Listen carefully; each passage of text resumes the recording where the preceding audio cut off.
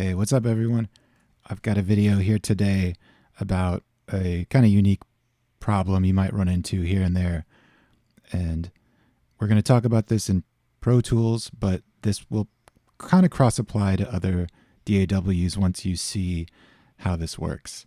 And what the issue is when you have a gap in time in the music and you need to overdub to it, but the piece wasn't played to a click track. It was played, just free form. I mean, played like quote unquote in time and with rhythm, but there's no click. So you can't give a performer who's going to overdub to this piece of music a guide click without, some kind of trickery. Otherwise, if they just try to, like if someone needs to sing, let me just play this little example here for us.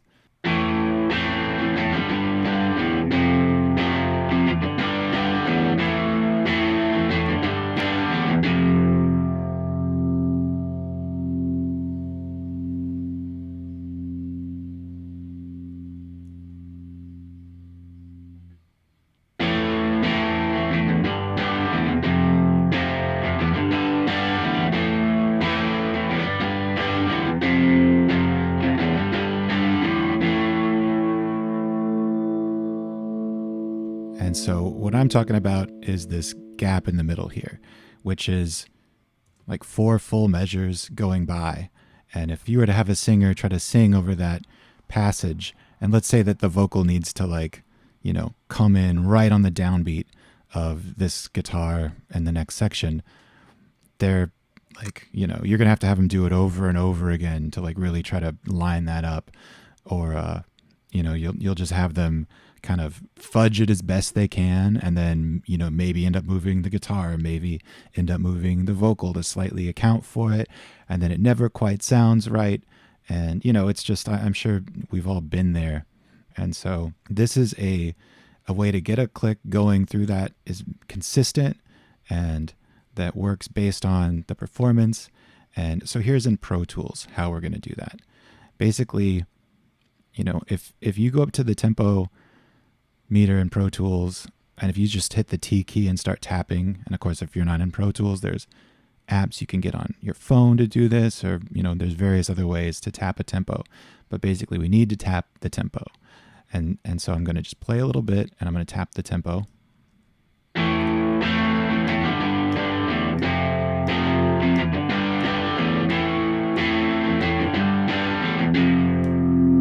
And so it's looking to be about 90 BPM. That's cool. It's probably not going to be exactly 90 BPM. If I were to make a click and just try to turn it on, it's not going to stay in sync with that. But that doesn't matter. This is just going to be a baseline for getting us there. And from there, now, let's go ahead and create a click track in Pro Tools, create a click track any other way. And even getting this 90 BPM is kind of like a starting point, but you don't really have to do it once you see how this works. But I'm going to change the sound of the click because I hate the default Pro Tools click. This is one I like. But let's go ahead and mute the guitar now, and we're just going to listen to the click. Sounds great. If I were to turn on the guitar, it's not going to do any good. It's not going to sync with that. So from here, what I'm going to do is I'm going to just generate audio of this click. And I'm taking, way more than I need. But we're going to do this by, let's just do it this way. We're going to go to the sub menu on the track. We're going to say commit. And we're just going to make this edit selection rendered audio. And now we have a bunch of click going on down here. And, again, you could do this by bussing and recording and printing a click, whatever you want to do. I mean, there's ways to do this. And then now what I'm going to do is if I play from, 0 here, I have the start of my click. And I'm just going to listen through and I'm going to mark 4 measures plus a downbeat of, the next section we need to get to. And this is what that sounds like me doing this.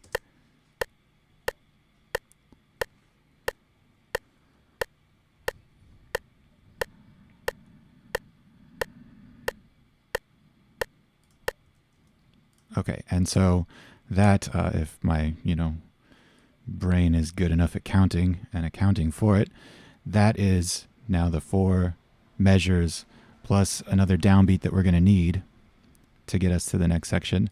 And then what I'm going to do is I'm just going to take our click audio here, and I'm going to start it from the, beat of the guitar that we need to start counting from. And if I play this, you can already see it's not going to sync up at the end. That's okay, but let's just listen.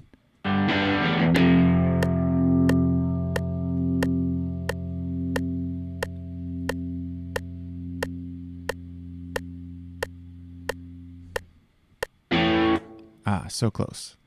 But fear not. The last step here is in Pro Tools, we are going to make sure, I guess because I printed this from a click, it's already in Ticks mode, which we need to do to get into Elastic Audio. And then from here, you can set your different modes of Elastic Audio. Since it's a click, I'm going to go rhythmic. Doesn't really matter. And then now we can go over here to a warp mode. And if I zoom in, usually this will give me the ability to just pull from our last click, and it actually just naturally marks from the first click as our pull point. So it just, created a starting point and an end point and allowed me to just pull the click, the final downbeat that we want to get to the downbeat of the guitar re-entering. And if I go back to waveform, we're going to see now that this little click area should be giving us like a pretty right on count through this section. And, because when it's in Elastic, it was pulling this all in equal time. So let's listen and see.